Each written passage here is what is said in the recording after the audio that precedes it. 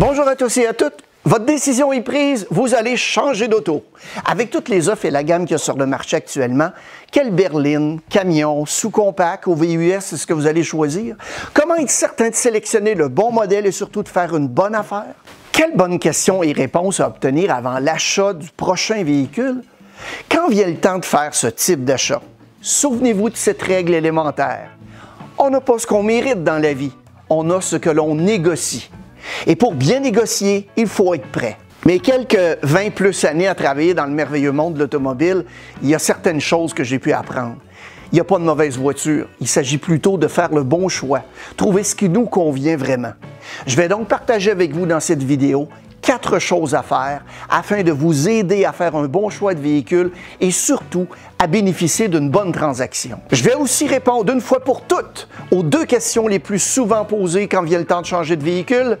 Est-ce que je devrais louer ou acheter ou est-ce que je dois acheter la garantie prolongée?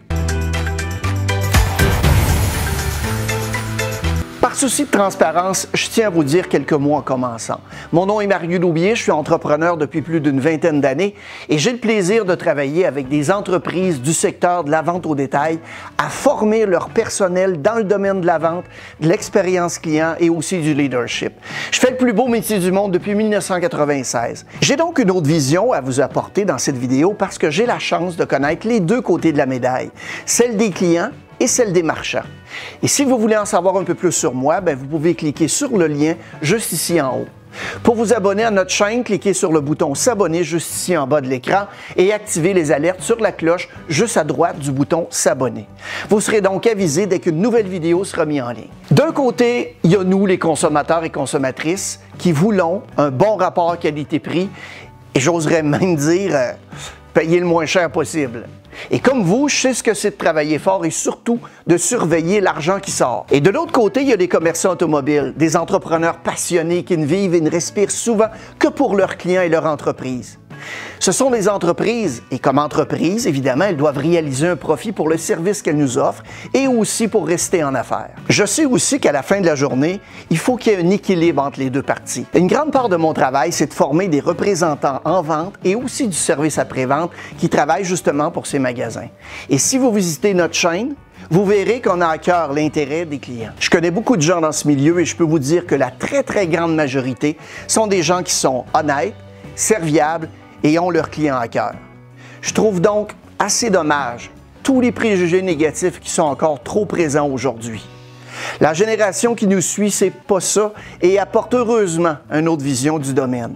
Vous savez, le domaine a évolué, le vendeur a pour objectif de travailler en collaboration avec nous, les clients. En tout cas, c'est ce que moi j'enseigne dans les formations. Si au départ, vous croyez que les vendeurs automobiles ou les gens du service après-vente sont des gens qui sont malhonnêtes, cette vidéo n'est pas pour vous. Mais si vous cherchez à bien vous préparer pour être bien conseillé, faire le meilleur choix de véhicule, cette vidéo va vous être très utile. Je ne suis pas là pour vous montrer plein de trucs pour faire des magouilles auprès des marchands en pensant sauver quelques dollars, même si je les connais pas mal tous, c'est pas la façon dont je fais des affaires. Je pense que la majorité des gens, d'un côté ou de l'autre de la médaille, ne se lèvent pas le matin en se demandant « Bon, comment est-ce que je pourrais être malhonnête aujourd'hui? » Comme m'a déjà dit quelqu'un qui travaille en finance, vous et moi et la majorité des gens, on va payer toute notre vie pour un véhicule. Il faut simplement trouver la façon avec laquelle on est plus confortable de le faire. Je veux vous donner quelques stratégies pour vous aider à bien vous préparer pour magasiner un véhicule que j'ai appris au fil des années afin que vous ayez la meilleure transaction possible. Je vais aussi vous présenter quelques sites Internet pour vous faciliter la vie pendant votre magasinage. Et je tiens à dire que je ne suis pas payé pour en faire la promotion. Ma conjointe qui gère les finances de l'entreprise pourrait le confirmer. Allons-y donc avec la première étape, l'identification de vos besoins. Je ne sais pas pour vous, mais lorsque j'écoute des lignes ouvertes à la radio, j'entends certaines personnes appeler les chroniqueurs automobiles pour leur demander si tel ou tel véhicule est meilleur qu'un autre. Lequel est-ce que je devrais choisir? Et souvent, j'entends les spécialistes automobiles demander à l'auditeur c'est quoi vos besoins? Qu'est-ce que vous allez faire avec le véhicule? Acheter le bon véhicule n'est pas une fin en soi. Acheter le véhicule qui convient à vos besoins en fait le meilleur véhicule pour vous. Et comme on l'a déjà dit, la plupart du temps, il n'y a pas de mauvaise voiture et il n'y a souvent que de mauvais choix. Tout dépend des besoins que vous avez. Ça peut être facile de se laisser tenter par la nouveauté de l'année, par un bon rabais ou par la promo du moment. Si vous avez 2 enfants, un chien et que vous choisissez une automobile à 2 portes, j'ai comme certains doutes que vous manquerez d'espace à un moment donné et que vous n'aimerez pas nécessairement votre véhicule. Vous devez considérer certains critères fondamentaux pour préciser vos besoins. Et à cet effet, vous retrouverez dans la fiche description une feuille de travail pour vous aider dans votre recherche. Imprimez-la et répondez aux questions avec là où les personnes ayant à prendre la décision d'achat ou bien celui ou celle qui l'influence. Commencez par faire le bilan des 6 derniers mois d'utilisation de votre véhicule en vous posant certaines questions comme par exemple, combien de kilomètres avez-vous parcouru pendant la dernière année? La réponse à cette question va vous aider à départager les modèles en fonction du niveau de confort et de l'importance de la consommation d'essence ou de l'électricité. Ça peut aussi vous éviter de dépenser une fortune pour un véhicule qui va passer la plupart du temps stationné dans votre cour. Quel type de conduite est-ce que vous faites? En ville, pour la famille, une conduite sportive? Est-ce que vous travaillez sur la construction, de luxe, hors route, plein air? Qu'est-ce que vous faites la majorité du temps avec votre véhicule? C'est ce que vous devez considérer avec la feuille de travail. Si vous conduisez la majorité du temps à 15 km de votre résidence, vous pourriez par exemple considérer l'achat d'un véhicule hybride ou électrique. Et étant donné que ce ne sont que pour de courtes distances, le confort peut être moins important et vous y gagnerez évidemment sur l'économie en essence. Mais à la fin de la journée, c'est vous qui voyez vos priorités. Est-ce que vous utilisez votre véhicule seul ou accompagné d'un ou de plusieurs passagers? Le niveau de confort et l'espace recherché doivent dépendre de l'usage et de l'utilisation que vous ferez du véhicule. Un ado avec une poche de hockey ou bien un collaborateur avec toutes ses denrées peuvent, croyez-moi, créer toute une calamité. Ça rime en crime, hein? Vous devez vous demander quels sont vos besoins actuels, mais aussi considérer ceux d'ici au moins 5 ans. Dans les prochains mois ou années, est-ce que vous prévoyez changer d'emploi, un nouveau bébé, un ado qui va vouloir utiliser le véhicule, un hobby qui demande l'espace ou des déplacements? Il y a beaucoup de gens qui disent qu'ils désirent garder leur véhicule le plus longtemps possible. La réalité que m'a appris ma pratique, c'est que je constate que les gens changent en moyenne de véhicule aux 4 à 5 ans. Une autre excellente question à se poser. Quelles sont les choses que vous aimez vraiment de votre véhicule actuel et aussi celles qui vous déplaisent? Vous la conduisez depuis un certain temps déjà. Trop grande, trop petite, manque d'espace, pas de toit ouvrant, coût de réparation, d'entretien, tenue de route, visibilité, angle mort, facilité à se garer, apparence, etc. Ça s'applique évidemment aussi à la capacité de remorquage si vous prévoyez remorquer quelque chose, une tente roulotte, une roulotte. Considérez donc un véhicule qui est conçu pour tirer la charge que vous voulez, sinon vous pourriez abîmer le véhicule au fil du temps. Et je vous rappelle que tous les points qu'on vient de décrire rapidement se retrouvent évidemment en question dans la feuille de travail que vous pouvez retrouver dans la fiche de description au bas ici de l'écran. La deuxième étape, établir un budget. Si je vous demandais combien vous coûte votre automobile en moyenne par mois, quelle serait votre réponse?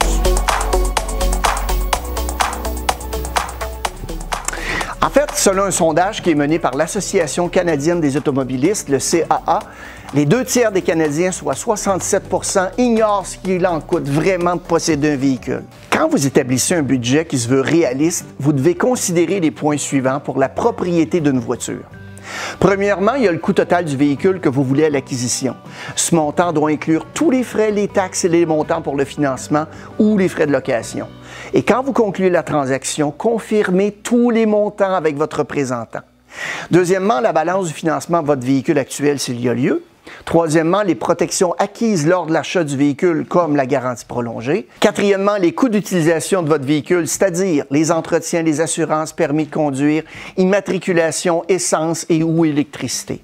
Et pour avoir une très bonne idée du coût de propriété de votre prochain véhicule, le CAA met sur son site un outil super intéressant pour découvrir cette donnée. Disons que j'ai un ami qui est propriétaire d'une Ford Fusion Énergie SEL 2019. Il paie environ 500 $ par mois pour son véhicule sur un terme de 60 mois. Venez avec moi, on va aller voir ce que son véhicule lui coûte vraiment. On est donc sur le site du coût d'utilisation du CAA. L'adresse se trouve juste ici au bas de l'écran. Vous choisissez donc la province, neuf ou occasion, le kilométrage, l'année du véhicule, la marque, le modèle et ensuite la version. Ensuite, je clique sur « Calculer les coûts ». Je peux ensuite modifier les paramètres concernant mon type de conduite, ville, autoroute et je peux ajuster le prix de l'essence au litre. Les données sont calculées considérant que le véhicule est acheté ou loué et conserver 5 ans. En haut à gauche, j'ai les données moyennes annuelles pour le véhicule de mon ami. Plus bas, j'ai les coûts environnementaux par rapport au véhicule le plus économe en carburant pour la même catégorie. Si je veux, je peux même faire un comparatif avec un autre véhicule et voir les différences sur certains points particuliers totaux.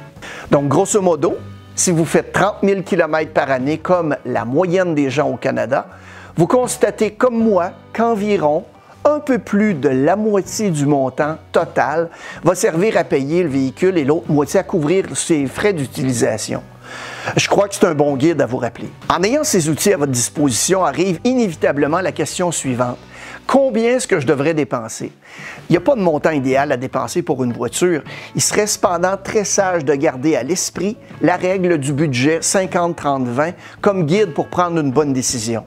Si vous n'êtes pas familier avec la règle, cliquez juste ici en haut et regardez la vidéo qui vous explique ce principe fondamental de la gestion de vos finances personnelles. En fait, la règle stipule que vous devez consacrer 50% de votre revenu net, c'est-à-dire le montant de votre revenu annuel après impôt, à des dépenses fixes comme votre prêt hypothécaire, les frais d'une automobile, la nourriture, la garde des enfants, etc. Dave Ramsey, le gourou américain de l'épargne et du remboursement des dettes, indique que la valeur totale de vos véhicules ne devrait jamais dépasser la moitié de votre revenu annuel.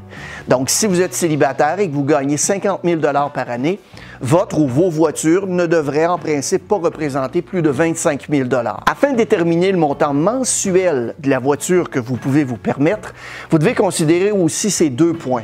Premièrement, le montant mensuel relié à votre automobile et tous les autres frais de cette catégorie ne doivent pas dépenser 50 % de votre revenu net.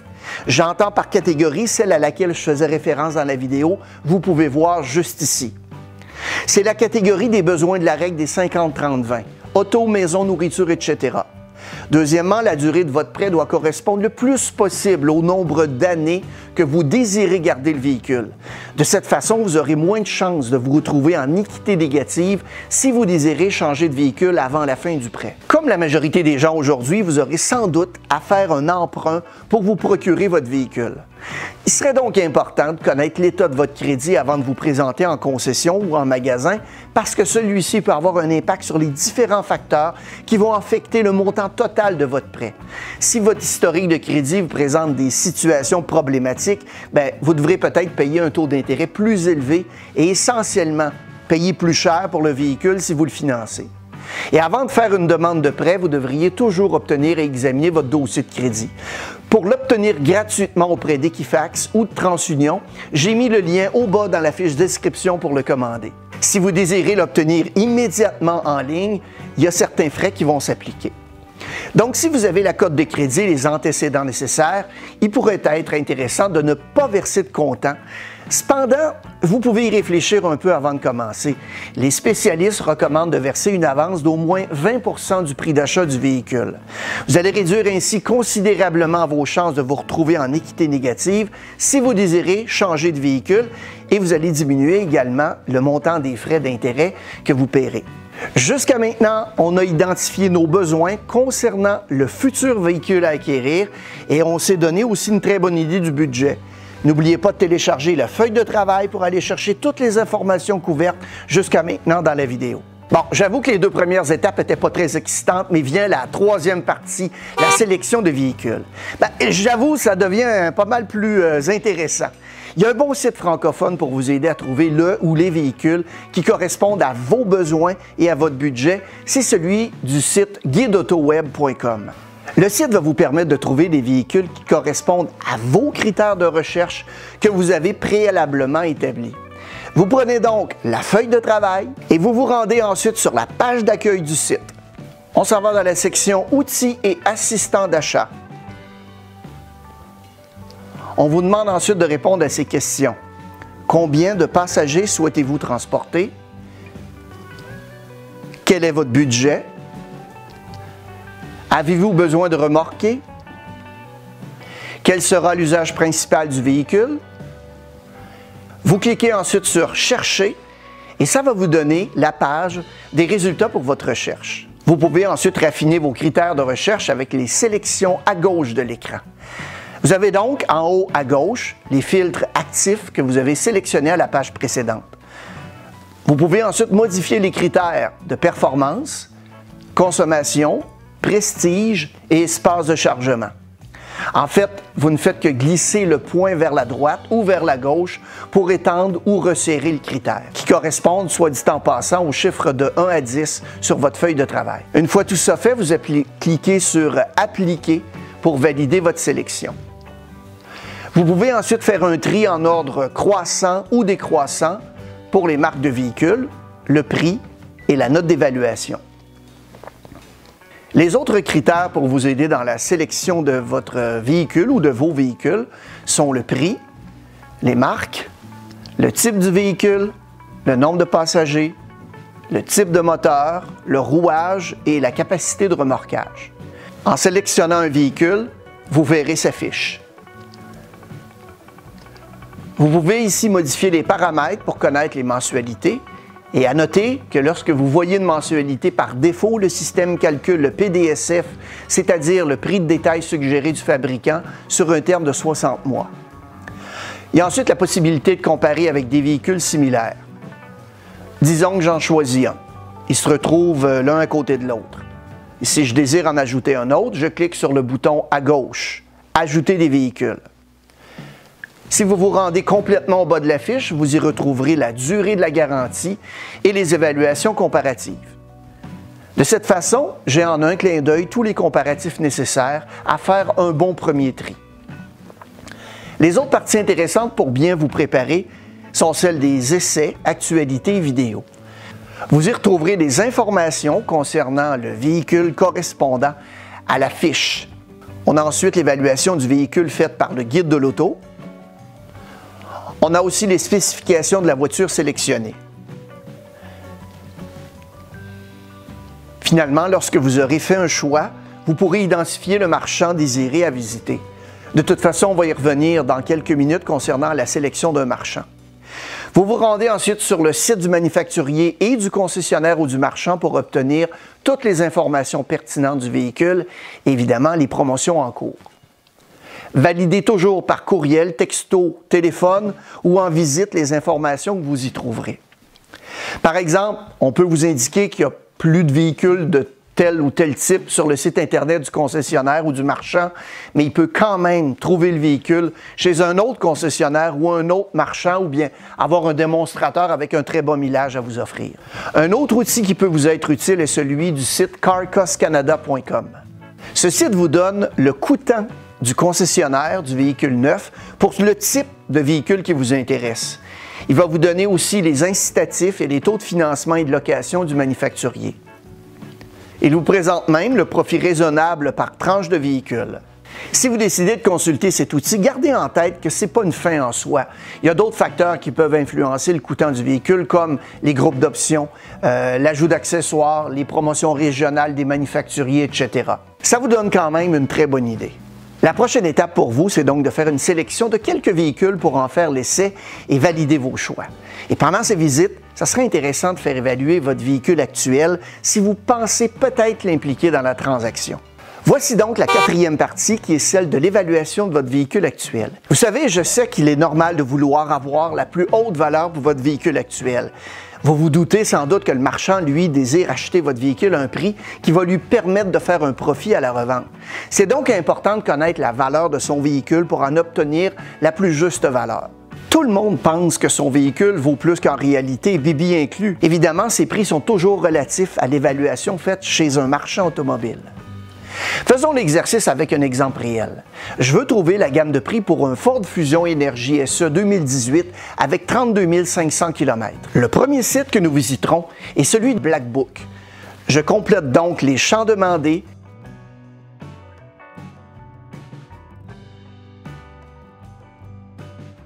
et j'obtiens un prix qui varie entre ce montant et ce montant.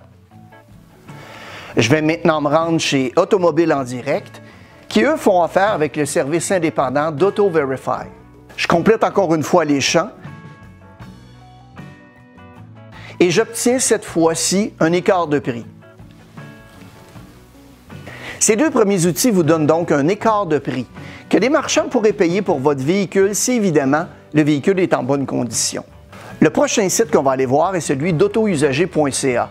Et la différence avec les deux autres, c'est qu'il s'agit d'un site de vente de véhicules. Donc, c'est ce qui explique pourquoi le prix est beaucoup plus élevé, car on a dû ajouter certains frais de reconditionnement, de publicité, d'administration et un profit. Vous avez donc trois sources différentes pour vous donner une bonne idée de la valeur de votre véhicule sur le marché. Et qu'importe le prix que vous fera le marchand pour acheter votre véhicule actuel, vous devez considérer un certain montant pour le reconditionnement, les réparations mineures, la préparation de votre automobile pour la revente. Des choses que vous devrez faire si vous voulez le vendre par vous-même de toute façon. En ayant fait cet exercice et si vous décidez d'opter pour cette voie, vous serez ainsi beaucoup plus en mesure d'annoncer un prix pour le vendre. Si vous décidez d'aller dans l'autre direction, donc avant de vous présenter chez le marchand, sachez que vous vous trouvez dans une position de vendeur. Donc, assurez-vous de bien faire nettoyer l'intérieur et l'extérieur du véhicule et d'avoir en main toutes les preuves d'entretien et de réparation. Ce sont des choses qui peuvent contribuer à influencer la valeur de votre véhicule. Quand viendra le temps de choisir avec quel marchand vous voulez faire affaire, sachez qu'il y a certaines entreprises qui ont une réputation positive de longue date pour la qualité de leur vente et de leur service après-vente. D'ailleurs, pour en faire une bonne sélection, vous devriez considérer certains points. Il y a de nombreux sites en ligne qui vous proposent des avis de clients sur les concessionnaires et les marchands. Prenez le temps de lire les bons et les mauvais commentaires sur les concessionnaires et les marchands que vous envisagez de considérer. Vous pourrez ainsi obtenir des commentaires et des points de vue avant de prendre votre décision d'achat. Surtout, regardez la façon qu'ils répondent aux commentaires. Demandez aussi à votre famille, vos amis de la communauté. N'hésitez pas à demander à vos parents, collègues de vous parler de leur récente expérience d'achat de voiture s'ils visitent le marchand qui vous intéresse. Un bon commerce va prendre le temps de répondre aux besoins, aux critiques de chaque client et de s'assurer qu'il est satisfait de son achat et de tout rendez-vous de service ultérieur.